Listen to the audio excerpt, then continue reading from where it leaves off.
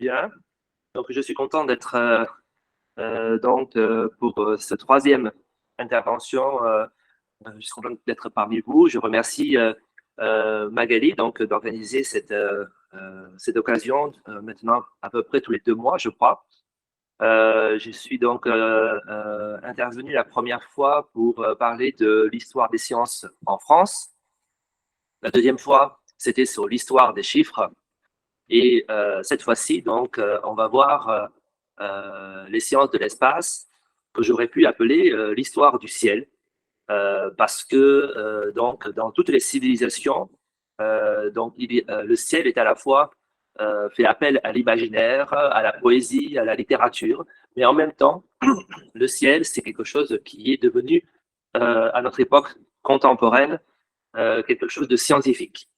Donc, le ciel, c'est pour ça que ça nous fascine tous. C'est que c'est un sujet qui est global. Et en tant qu'historien, je voudrais aborder quelques thèmes. Alors, je vais mettre mon PowerPoint.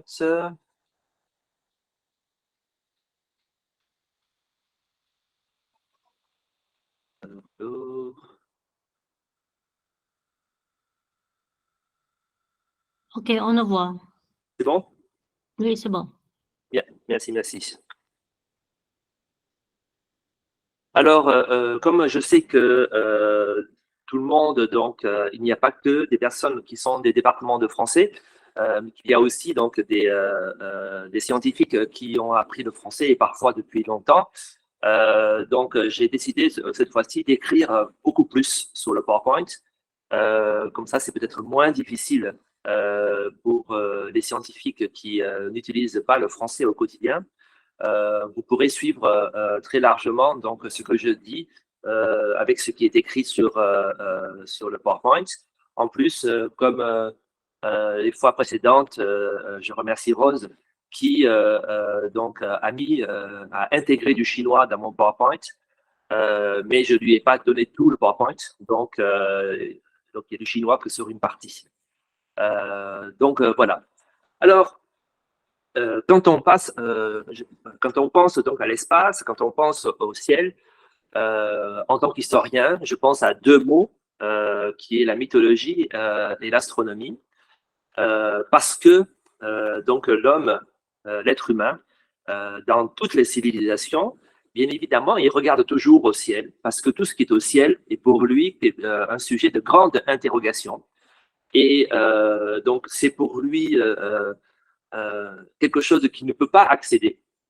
Et donc, puisqu'il ne peut pas accéder physiquement à ce ciel, ça va être pour lui le lieu notamment des dieux, des monstres, des mythes, des légendes. Et donc, le ciel va commencer d'abord dans un sujet lié aux religions ou aux mythologies. Et ce n'est que récemment que le ciel est un sujet de science. Alors, c'est en Mésopotamie. Vous savez que quand je fais un sujet sur l'histoire des sciences, j'aime bien parler de ce qui est ancien pour parler de l'origine. Ça nous permet de montrer l'évolution de ce même sujet jusqu'à aujourd'hui.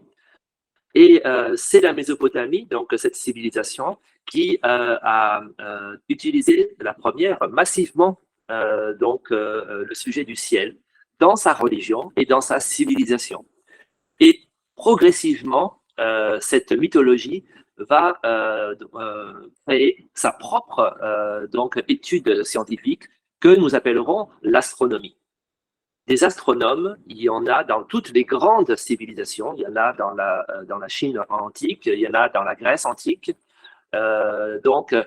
C'est peut-être le scientifique de l'époque.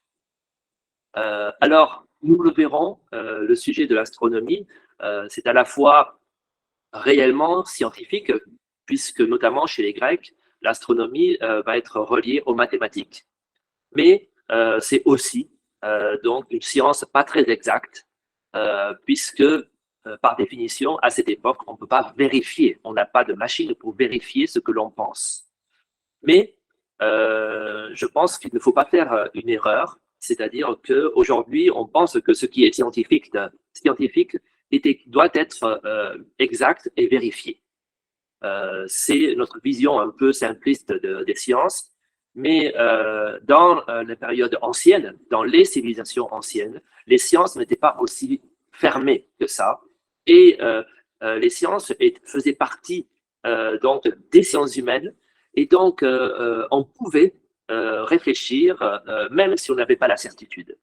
On pouvait émettre des hypothèses, mais finalement, les résultats obtenus pouvaient être discutés.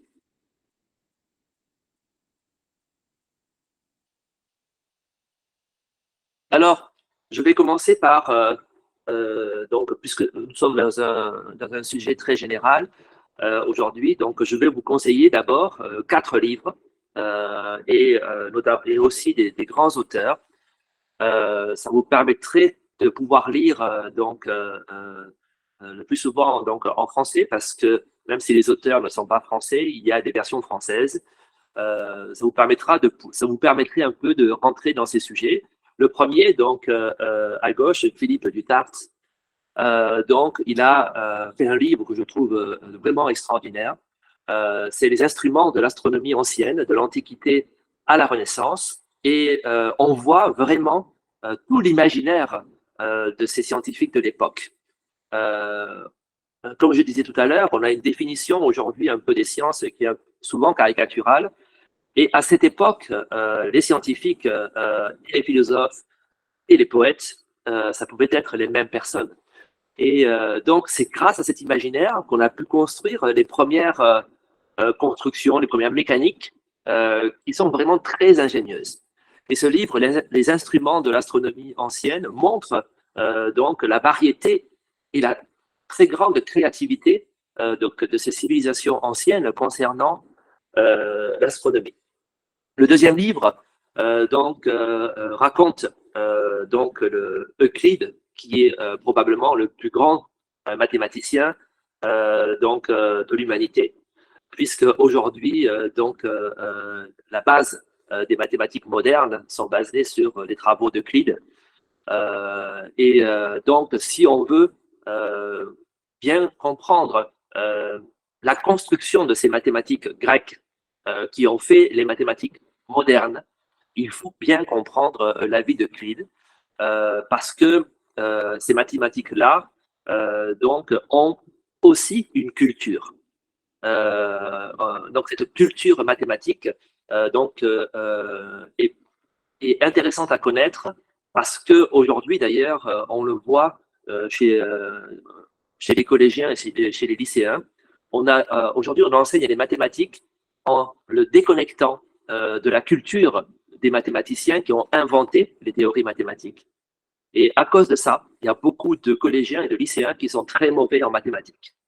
Il y a de plus en plus de voix qui demandent que les mathématiques soient contextualisées pour qu'on puisse mieux comprendre ces mathématiques, les théories mathématiques.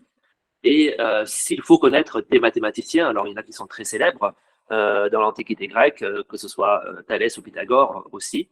Mais je dois dire un mais quand même, parce que Thalès et Pythagore se sont beaucoup aussi inspirés des mathématiques égyptiennes. Mais chez Euclide, là, il y a vraiment un travail énorme qui a été fait, et ce n'est que les mathématiques modernes qui sortent de plus en plus de ces mathématiques d'Euclide, parce que nous sommes entrés dans des mathématiques d'une autre génération. Ensuite, les 2 livres qui suivent, c'est L'univers expliqué à mes petits-enfants de Hubert Reeves. Alors, Hubert Reeves, c'est quelqu'un pour ma génération qui est extrêmement connu.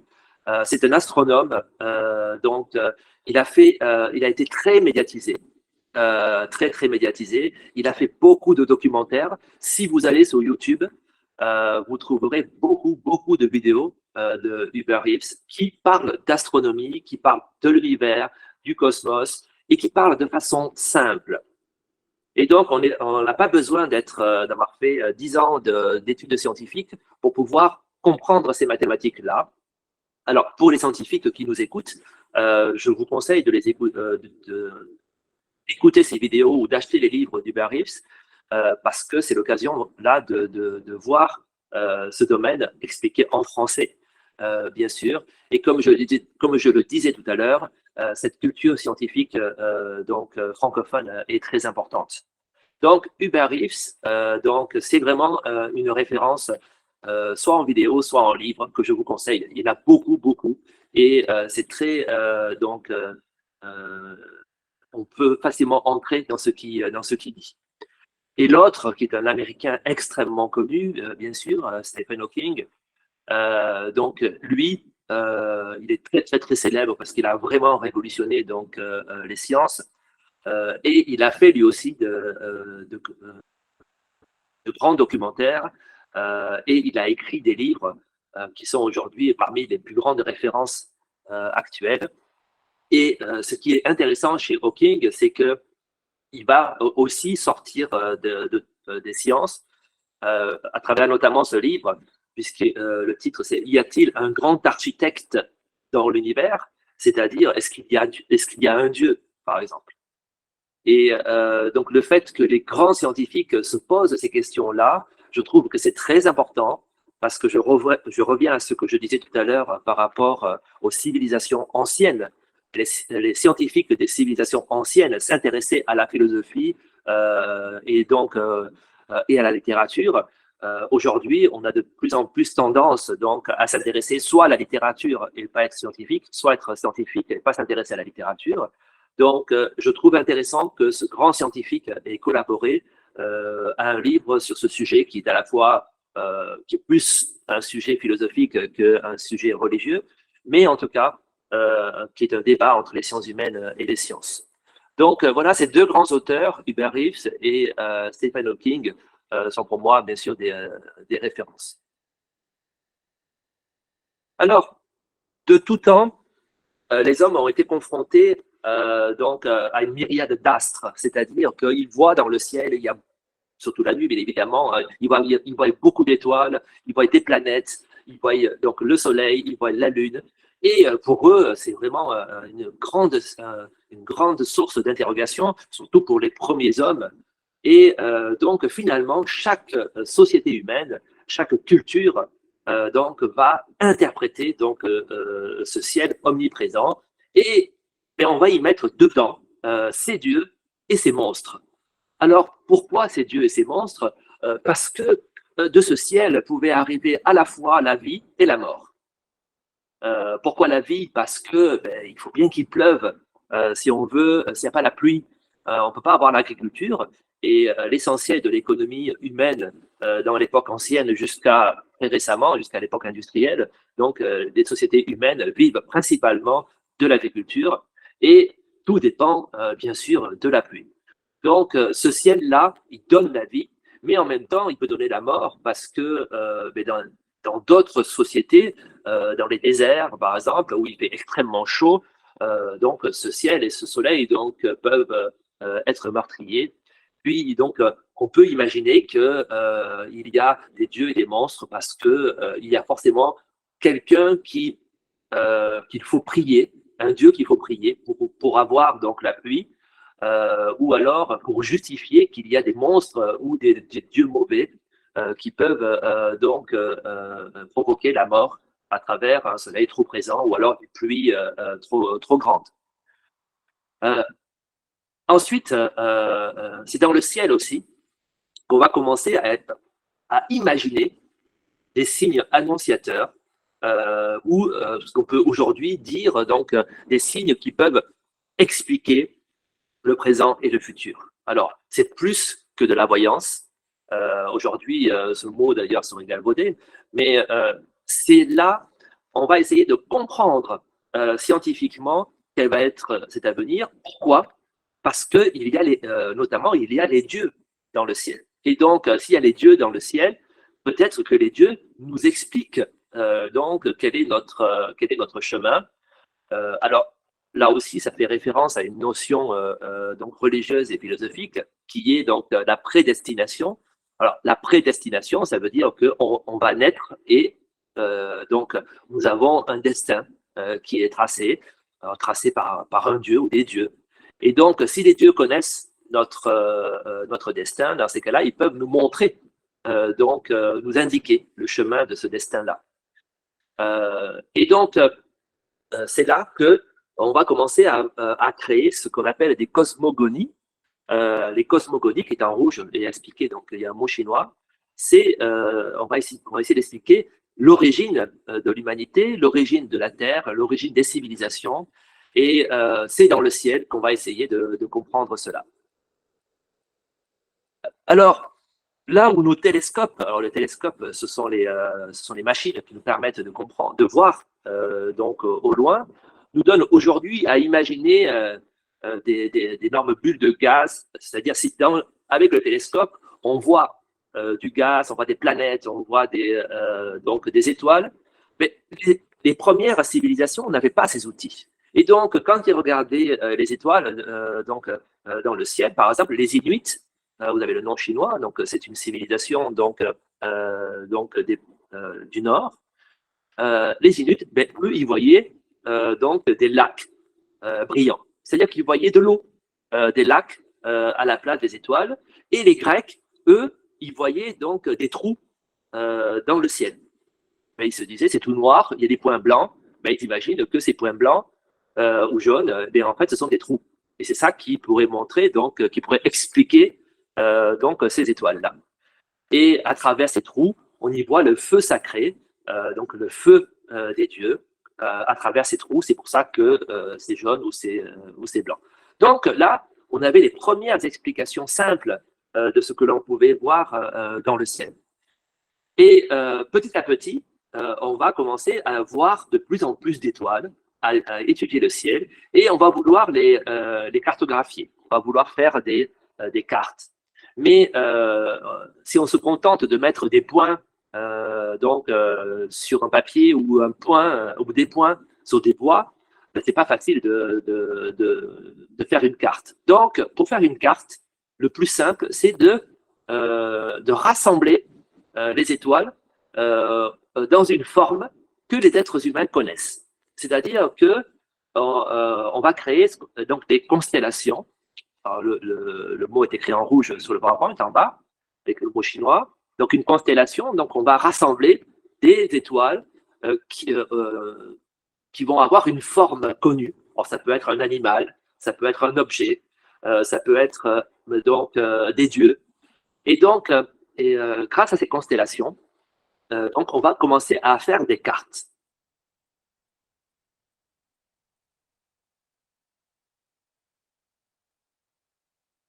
Et on va commencer à avoir un véritable travail astronomique qui va être créé. Et on pense que les premiers travaux astronomiques dits scientifiques, c'est-à-dire pas seulement mythologiques, datent de 2500 à 3000 ans avant Jésus-Christ, dans les 4 grandes civilisations anciennes, en Égypte, en Chine, en Mésopotamie ou en Inde. On a là probablement les premiers travaux de l'astronomie. Alors, on n'en est pas toujours très sûr parce qu'on n'a pas forcément des traces, des preuves écrites de cette époque, mais les scientifiques, par la suite de ces 4 civilisations, ont écrit que leurs connaissances dataient de documents plus anciens. Et donc, grâce à ces scientifiques d'époque plus tardive, on a essayé à peu près de pouvoir dater. C'est le début de l'astronomie scientifique. Malgré tout, même si c'est scientifique, l'astronomie est un mélange de religion, de philosophie, de mythes, de magie et de connaissances scientifiques. D'ailleurs, aujourd'hui encore, aujourd'hui encore, même si la part scientifique est devenue plus grande, bien évidemment, on continue d'avoir une part de philosophie notamment et de mythes. Dès l'Antiquité, des hommes ont observé le ciel dans le but de mieux connaître et prévoir les phénomènes météorologiques. Alors, la Grèce, même si elle est entourée d'eau, elle dépend bien évidemment des pluies. Et donc, pour l'Égypte, c'est encore plus important, puisque l'Égypte, c'est un grand désert, même s'il y a le Nil, donc le fleuve principal de la civilisation égyptienne. Donc là, que ce soit les Égyptiens ou les Grecs par la suite, leur dépendance à la météo était extrêmement grande. Et donc, en parallèle de l'astronomie, va se développer ce que aujourd'hui nous appelons les sciences météorologiques. Mais aussi, donc, avec l'étude de l'astronomie, ils vont essayer de comprendre l'univers dans lequel ils vivent. Parce que ces grandes civilisations se posent la question de où ils vivent. Est-ce que c'est donc, bon, il y a une planète, à l'époque, bien sûr, ils pensent qu'elle est plate, mais ce disque-là, où est-ce qu'il est? Donc, est-ce qu'il est suspendu à quelque part? Est-ce que ce disque, est-ce que la Terre est posée sur quelque chose? Et donc, on va se poser la question de l'univers dans lequel on vit. Alors, aujourd'hui, le mot français univers, c'est tout ce qui est extérieur à la Terre, c'est un peu l'espace. Le mot univers et le mot espace sont presque synonymes dans les sciences de l'espace. Mais donc, il faut prendre ce mot au premier sens du terme, c'est univers sur le plan étymologique, ça veut dire général, donc pour tous. Et donc, à l'époque, ils veulent comprendre où est-ce que les hommes vivent. En effet, donc l'univers des anciens, donc des Égyptiens ou des Grecs notamment, était assez restreint, petit, puisqu'il n'était constitué que de ce qu'ils voyaient à l'œil nu. Donc, tout ce qui était plus loin que ce qu'ils pouvaient voir, ne pouvait émettre des hypothèses, et encore souvent des hypothèses fausses. La Terre a été, pour cette civilisation-là, donc un disque plat. Donc les Grecs donc, voyaient un disque plat d'une épaisseur variable et bordé par un fleuve circulaire qu'ils appelaient océan. Ce fleuve donc, faisait le tour des terres sur lesquelles vivaient les êtres humains, mais en tout cas, elle était plate. Mais grâce à l'astronomie, on va très rapidement, y compris chez les Grecs, comprendre que notre Terre n'est pas si plate que ça, mais ça reste malgré tout donc la théorie dominante pendant longtemps.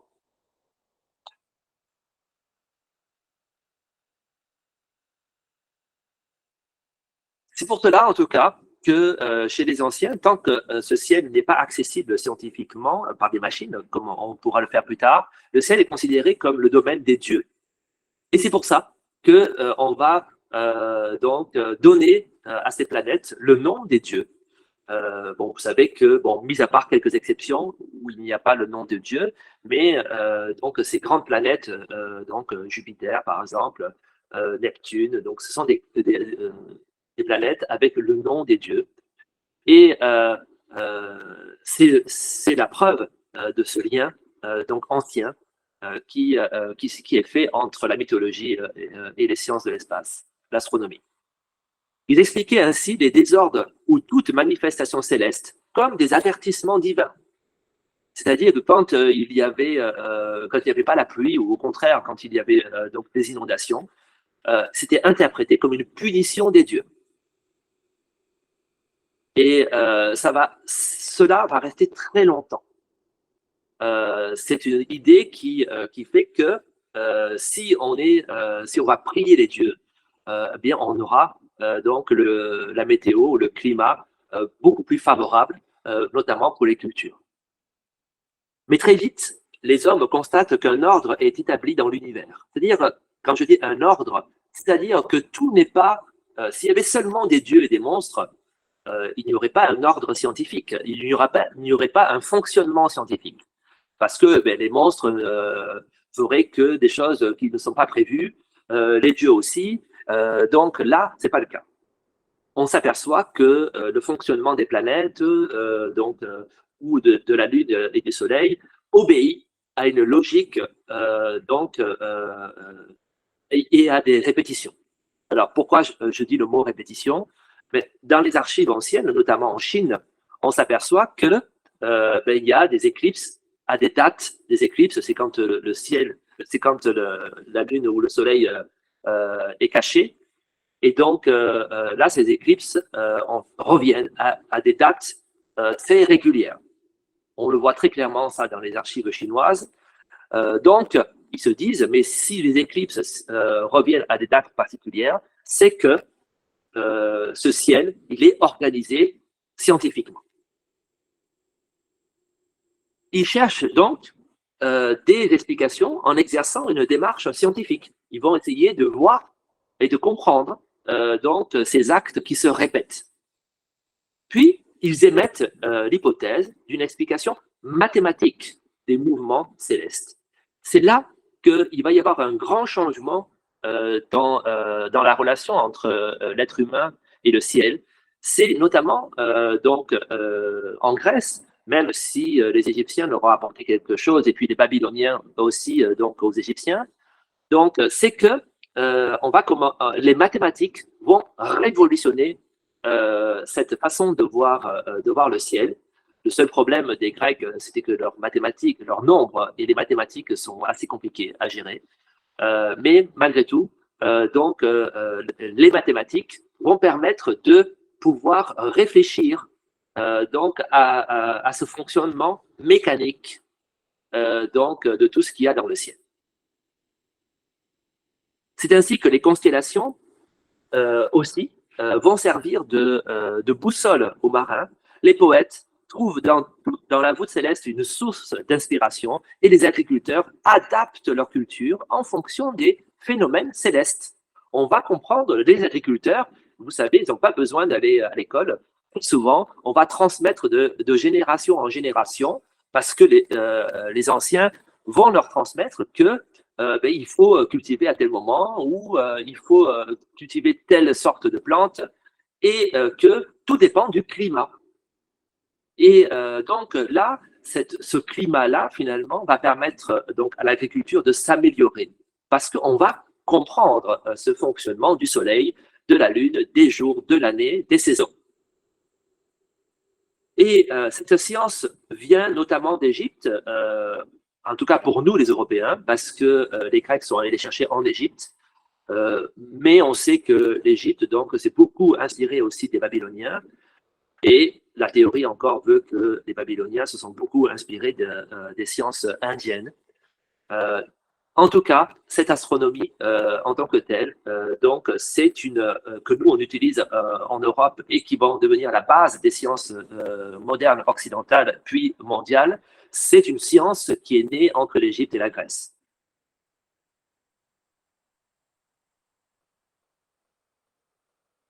D'ailleurs, Hérodote, c'est le plus grand historien donc, de la Grèce antique.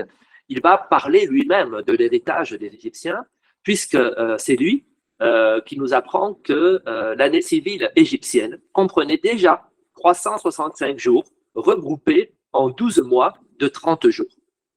C'est-à-dire que notre calendrier actuel, moderne, de 365 jours, donc avec donc 12 mois de 30 jours, en fait, l'Égypte antique avait déjà ce calendrier-là. Ensuite, Thalès, l'autre grand mathématicien donc de cette époque, lui aussi reprend « La Terre est une île flottante, cosmogonie empruntée à l'Égypte ». C'est-à-dire l'idée que la Terre est plate, c'est quelque chose, j'allais dire, c'est une bêtise scientifique qui s'est répétée donc j'allais dire de civilisation en civilisation, de siècle en siècle. Alors pour une raison là aussi encore que nous Européens on peut comprendre parce que nous l'avons vu plus tard jusqu'à la Renaissance, c'est que l'astronomie est très liée à la religion et aux religions au pluriel, c'est-à-dire que les civilisations antiques donc associaient donc l'astronomie à leur religion, à leur Dieu. Et donc, c'est très difficile donc de contester les connaissances scientifiques quand ces connaissances-là sont liées à la religion, parce que si on critique les sciences, dans ces cas-là, on critique la religion. Et c'est très difficile, on le sait, de critiquer les religions à toute époque et toute civilisation.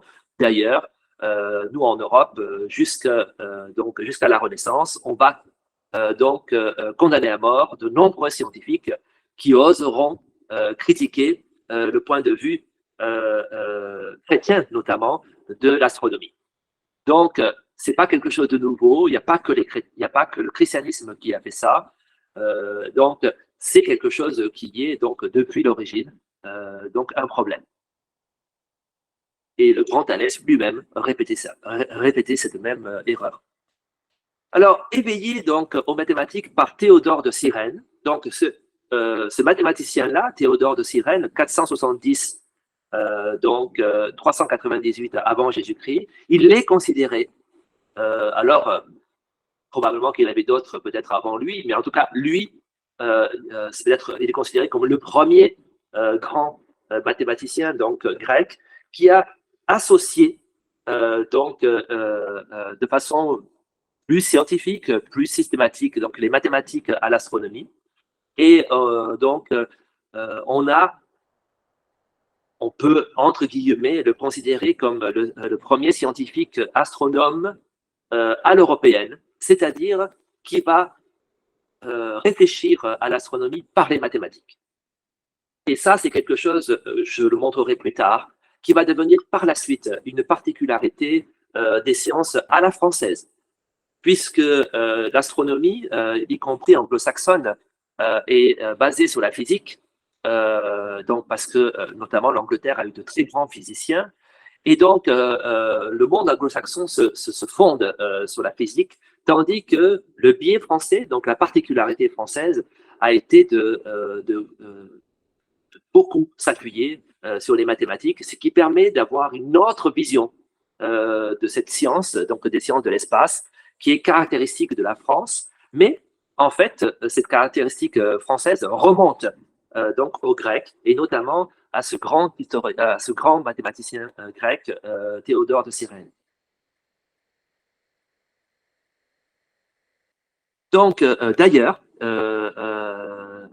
Théodore de Cyrène lui-même va encourager par ces travaux-là la pensée de Pythagore et de Platon. Et finalement, ils vont créer cette académie, notamment Platon, l'académie qui est l'ancêtre de nos universités, dans lequel, dedans, on enseignait à la fois la philosophie et les sciences. Et là, je vais vraiment insister sur ce point-là dans toute mon intervention. Pour les Grecs, il ne fallait pas séparer les sciences des sciences humaines.